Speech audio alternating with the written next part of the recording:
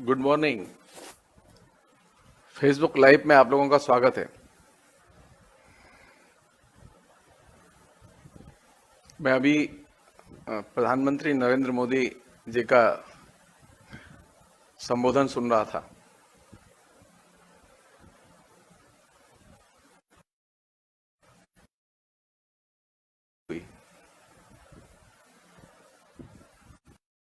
तकलीफ इस सेंस में हुई कि ट्रेजेडी है उसे प्रधानमंत्री संबोधित ही नहीं कर रहे। ये ठीक है कि प्रधानमंत्री को लोगों का उत्साहवर्धन करना चाहिए। ये ठीक है कि प्रधानमंत्री को जो लोग कर रहे हैं उनको एक्नॉलेज करना चाहिए कि जो लोग अच्छा कर रहे हैं उनको एक्नॉलेज करें, ये सही है। लेकिन इससे भी बड़ी चीज कौन सी है?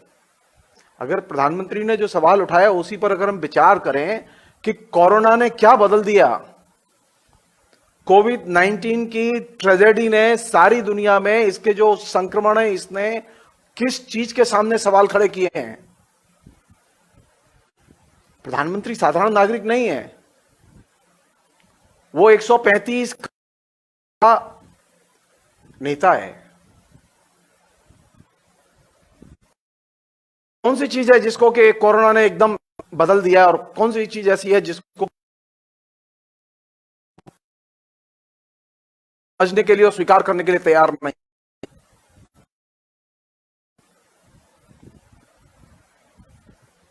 अरे कोरोना की ट्रेजेडी के घटने के बाद लगातार लॉकडाउन है और लॉकडाउन का पालन कर रहे हैं लोग। लोग सरकार का साथ दे रहे हैं, लोग, जनता लड़ रही है। अरे इस लड़ाई में जनता मर भी तो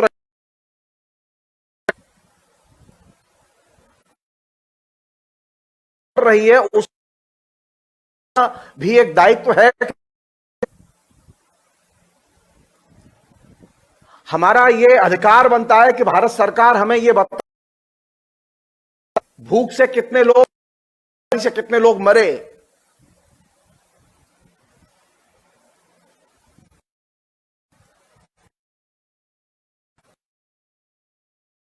कोई ट्रेजेडी नहीं घट रही।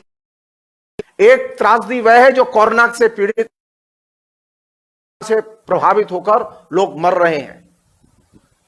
उनके लिए अभी तक कोई कंपनसेशन सरकार ने डिक्लेयर नहीं किया है।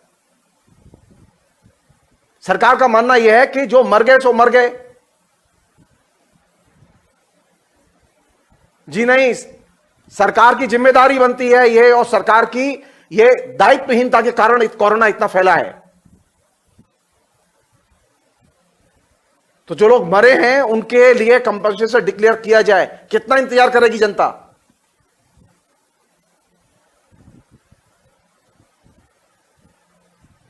और दूसरी चीज, जो लोग बेरोजगारी और भूख की वजह से सैकड़ों किलोमीटर पैदल चलकर जाने की वजह से रास्ते में मर गए, उन लोगों की लिस्ट जारी की जाए।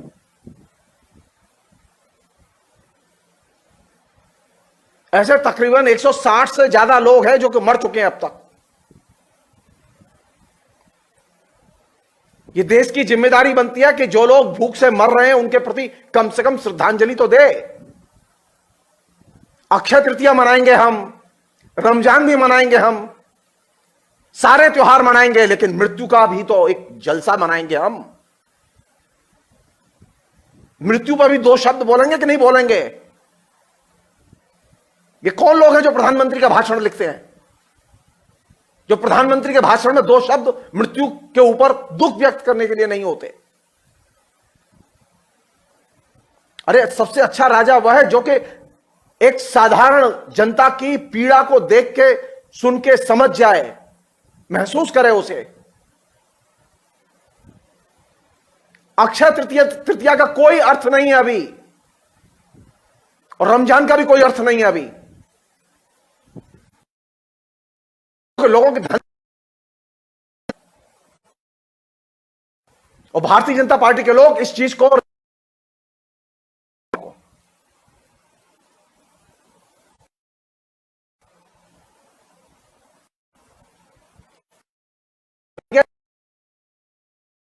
गर्ग मथुरा में प्रेसिडेंट हैं। वे ऑल इंडिया प्रेसिडेंट बीजेपी से अनुरोध कर रहे हैं कि अक्षय तृतीया पर कम से कम शादी करने के लिए तो, फेरे डालने के लिए तो परमिशन दे दी जाए। कम से कम 10-10 बाराती जाने की तो आप सोचिए। हॉस्पिटल मर रहा है, उसकी परमिशन नहीं है, उसके लिए वो डिमांड नहीं कर रहे।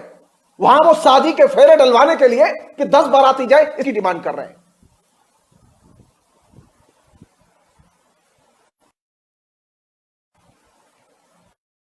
कोरोना की ट्रेजेडी जल का और उत्सवों का दौर नहीं है।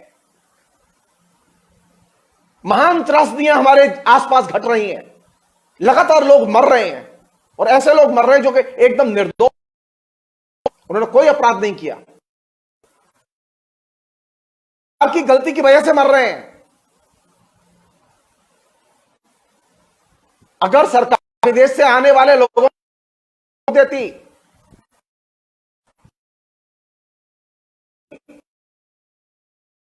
चाहे 10 लाख लोग होते, चाहे 15 लाख लोग होते, तो हिंदुस्तान की 135 करोड़ जनता बच जाती।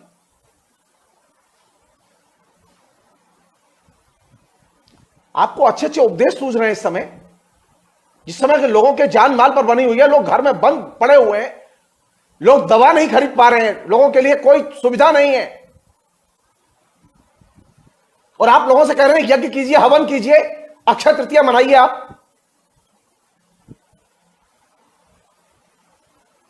शर्म आनी चाहिए। लोगों के दुख को दुख न माना, यह बहुत ही खतरनाक है।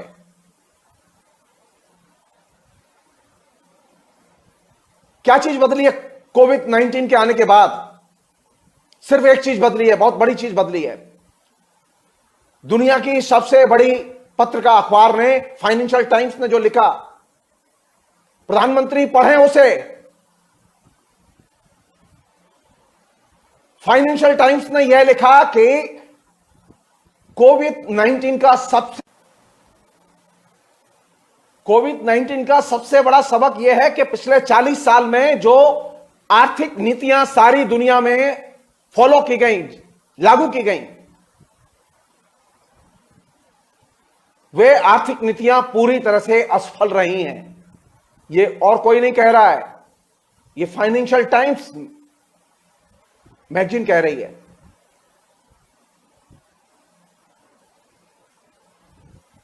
फाइनेंशियल टाइम्स मैगजीन इस बात पर इंफेसिस दे रही है कि आज जरूरत है रेडिकल रिफॉर्म की और इन नीतियों को बदलने की। ये अक्षय तृतीया की और इसकी पूजा की जरूरत नहीं है। आज भी, आज की डेट में भी, इतने लंबे समय से लॉकडाउन चल रहा है, आज भी सबसे ज्यादा उत्पादन कहां हो रहा है? कारखाने बंद पड़े हैं, दुकानें बंद पड़ी हैं, बाजार बंद पड़ा है, सारा सट्टा बाजार ठंडा पड़ा है। एकमात्र खेतों में उत्पादन हो रहा है और फसल खड़ी है, फसल कट रही है। इस क्राइसिस में भी किसान उत्पादन कर रहा है। कौन सी चीज बदलनी होगी?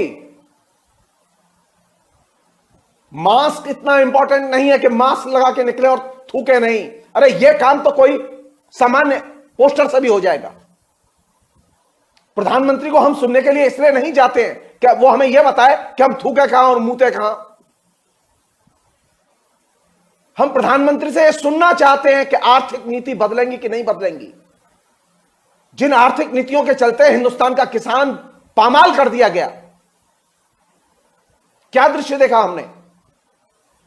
हमने दृश्य देखा कि जिस समय लॉकडाउन लागू किया गया, लाखों मजदूर शहरों से भाग के अपने गांव की ओर लौट रहे हैं, अपने घर की ओर लौट रहे हैं।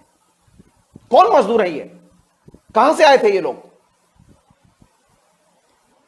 नव्य आर्थिक उदारीकरण की नीतियों ने इन मजदूरों को एग्रीकल्चरल जो है ये शरणार्थी बना दिया। ये कृषि शरणार्थी थे जो कृषि को छोड़कर भागे थे, क्योंकि कृषि में अब लाभ नहीं रह गया है। कोविड-19 के बाद जो चीज बदलने की है वो ये नहीं कि आप मास्क लगाएं कि ना लगाएं, वो यह नहीं कि आप हाथ धोएं कि ना धोएं, वो यह नहीं कि आप डिस्टेंस मेंटेन करें कि ना करें, ये बहुत छोटी सी चीजें हैं। असल चीज यह है कि आप नीति बदलेंगे कि नहीं बदलेंगे।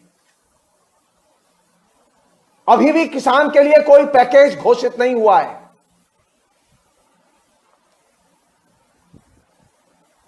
और किसान उत्पादक है, अन्न उत्पादन करता है वो हमारा। इस लॉकडाउन में भी सबसे अच्छी खेती फसल उसी की खड़ी हुई है और कट पड़ी हुई है, उठाने वाला नहीं है कोई।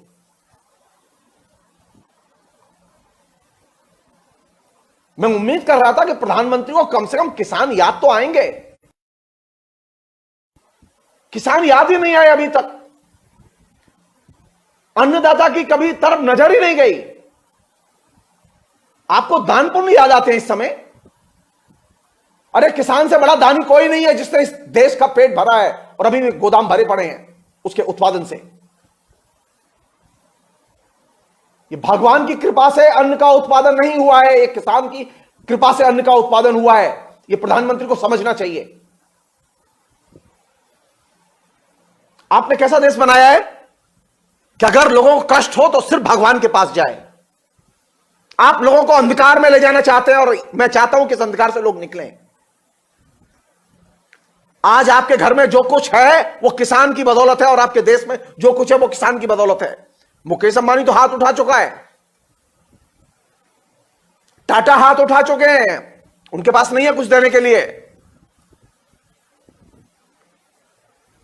अभी भी लाखों टन फसल खेत में खड़ी हुई है, कट के पड़ी हुई है।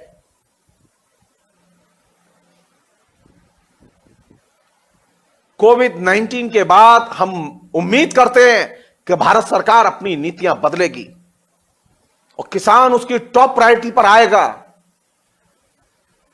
आप जान लीजिए, किसान को आप टॉप प्रायोरिटी पर नहीं लाएंगे तो आप तय मान लीजिए आप सिर्फ संघ घंटा घड़ियाल बजाते रहिएगा और भूखों मरते रहेगा देश। मैं उम्मीद कर रहा हूं कि प्रधानमंत्री अपने इस रवैये को बदलेंगे। ये जो हाई स्कूल के बच्चों को जैसे समझना कि बेटा हाथ धोना,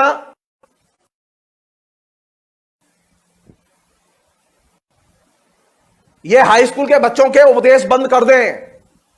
वह देश के प्रधानमंत्री और नीतियां हैं उनके हाथ में। वो जिस तरह के उपदेश देते हैं वो डिक्टेटर देते रहे ऐसे उपदेश। वो लोकतंत्र के प्रधानमंत्री हैं, लोकतांत्रिक ढंग से चुने गए प्रधानमंत्री हैं। वे लोकतांत्रिक ढंग से व्यवहार करें, वो डिक्टेटर की तरह व्यवहार न करें, जनता को हाई स्कूल का विद्यार्थी न समझें।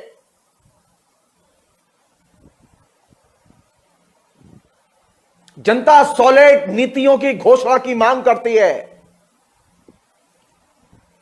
जनता यह मांग करती है कि इस लॉकडाउन के दौरान जो लोग मरे हैं भूख से और गरीबी से, उनके लिए कंपनसेशन दिया जाए। जनता यह मांग करती है कि जो कोरोना से मरे हैं उनके लिए कंपनसेशन दिया जाए। जनता शंख घंटा घड़ियाल बजाने की मांग नहीं कर रही। जनता अक्षय तृतीया नहीं मना रही। प्रधानमंत्री जी, ये आप अखबार पढ़ते हैं ना, और ये अखबार में जो रोमांटिसिज्म चल रहा है कोरोना को लेकर, और जो मिडिल क्लास के दिमाग में, अरे जब बाजार ही नहीं खोल रहे, दुकानें नहीं खोल रही, तो ये सोना बिक कहां रहा है भाई? ये सेंसेक्स जंप और डाउन जा कहां रहा है जब बाजार ही सारा बंद है? सारी दुनिया का बाजार बंद है और फिर भी सट्टा चल रहा है और फिर भी उसको सेलिब्रेट किया जा रहा है मीडिया में। तो हद दर्जे का पागलपन और बेहूदगी है। कोविड-19 को सेलिब्रेट करने के लिए और उसे रोमांटिक देखने के नजरिए से बचना होगा और प्रधानमंत्री को भी बचना होगा। ये जो अक्षय तृतीया की याद आती है, रमजान की याद आती है, ये रोमांटिक भाव है, ये रियल भाव नहीं है। ये रियलिटी से इसका कोई संबंध नहीं है। रियलिटी यह है कि हिंदुस्तान के करोड़ों मुसलमान, हिंदुस्तान के करोड़ों हिंदू आज घरों में बंद पड़े हैं, उनके धंधे चौपट हो चुके हैं। रियलिटी यह है कि 10 करोड़ से ज्यादा लोगों की नौकरी जा चुकी है।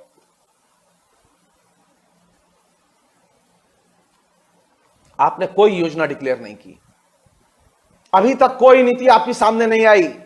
आप सिर्फ भाषण देंगे, घर चले जाएंगे और योगा करेंगे। योगा करने से लोगों का पेट भरेगा?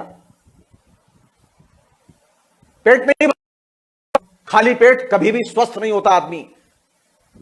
उसके अंदर कभी प्रतिरोधक क्षमता पैदा नहीं होती। यह दिमाग से निकाल दीजिए आप।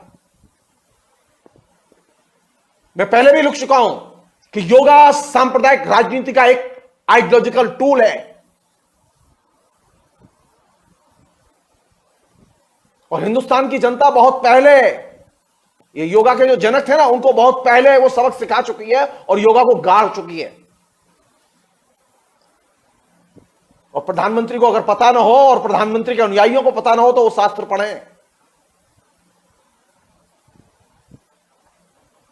ये योगा खाए अघाए लोगों का एक तरह से शौक है।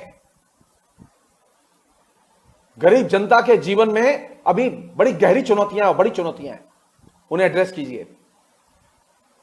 और उसमें सबसे बड़ी चुनौती है किसान, जो कि आपकी अभी तक भाषण के एजेंडे का प्रमुख विषय नहीं बना है। और यह मेरे लिए आश्चर्य की बात है। नहीं, इनफ इज इनफ। अगर आपको किसान भारत में एकदम प्रधानमंत्री के ऑफिस से बाहर का रास्ता दिखा देगा, आप जान लीजिए इसको।